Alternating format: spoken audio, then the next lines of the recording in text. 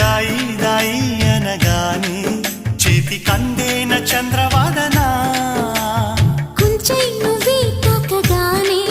పంచ ప్రాణాలు పొందినానా